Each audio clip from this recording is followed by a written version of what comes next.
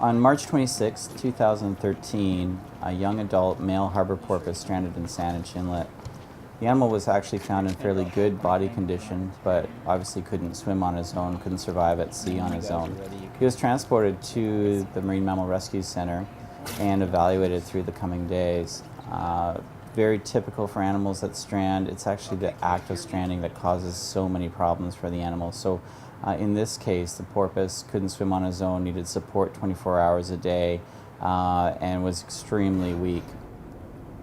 Initial diagnostics included looking at blood work to evaluate signs of inflammation, organ function. We were particularly worried about a fungal disease called cryptococcosis, which has been found throughout the Pacific Northwest. Actually, a fungal disease is very important because it has resulted in the mortality of people, particularly on Vancouver Island. And interestingly enough, this pathogen that we normally associate with the terrestrial environment has also been found in stranded cetaceans, such as the harbor porpoise. And in fact, we had diagnosed the disease in a juvenile harbor porpoise not that long before this porpoise stranded. So we were worried about that. Tests came back negative for that. We did eventually find quite a significant pulmonary parasite load and treated for that. Both Steniurus was the likely culprit there, a nematode that affects the airways. Also parasites through the GI tract, gastrointestinal tract, and those aren't abnormal, but we did go ahead and treat for those as well.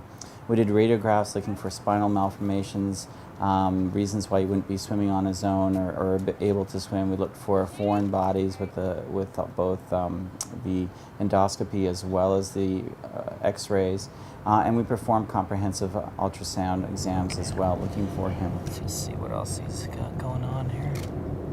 Interestingly enough, on initial auditory evaluation, the porpoise, now already called Levi, showed severe deficits in his hearing, which was very interesting.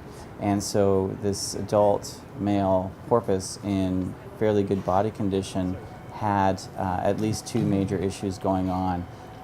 Some auditory deficits as well as a severe pulmonary infection caused by parasites.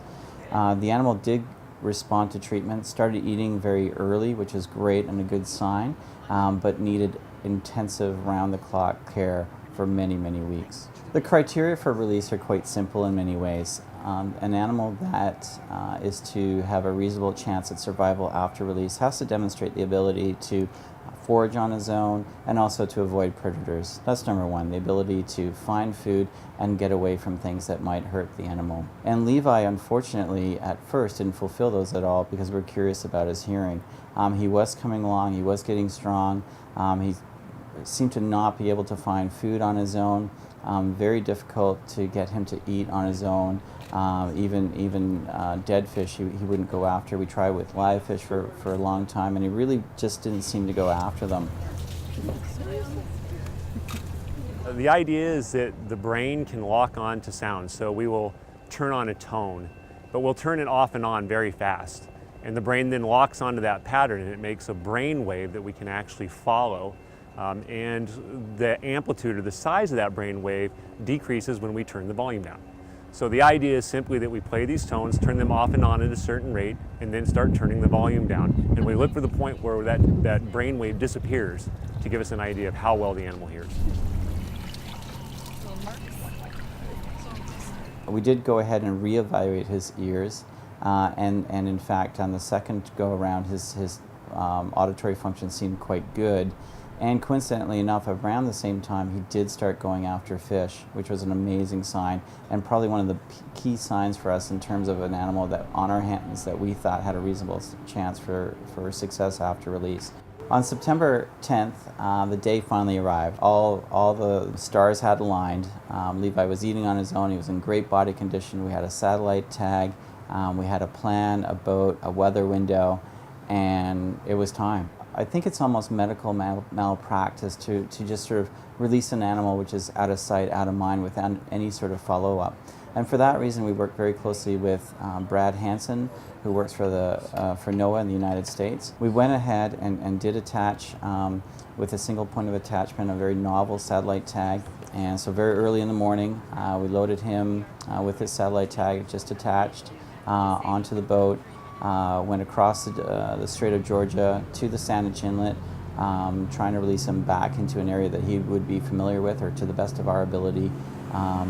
we would think that he'd be familiar with. So, and that moment came, you know, and it was one of those incredible moments that you will remember forever. And you know, like I've been doing this for a long time. You know, it's 20, 25 years dealing with stranded animals, and this was still one of those incredible moments where this culmination of all this knowledge from the Vancouver Aquarium, all those years caring for cetaceans, doing such a great job accumulating knowledge and expertise and experience, all those things went into this incredibly intense effort to get Levi to a place where he could be released. And it was such an incredible experience, and you could just see the faces on everyone, and it was one of those things where you know, it was time to go, and you could sort of see people kind of hanging on to him and not really wanting to let him go because they were kind of worried about him. And it was just, I think I even said it, I said, okay, it's time. And we let him go.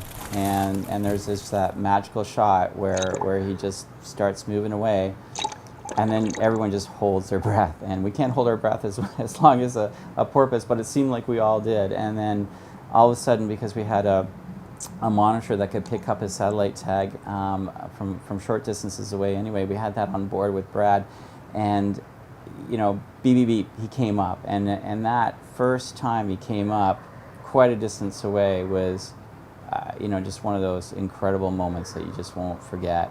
And then in the coming days, where his satellite information started coming back to us every day, telling us where he was, telling us how deep he was diving, doing what we think are normal porpoise things. And then the satellite transmitter, which was only supposed to last 65 days, went on to just over 70 days. I couldn't be happier. An absolute success.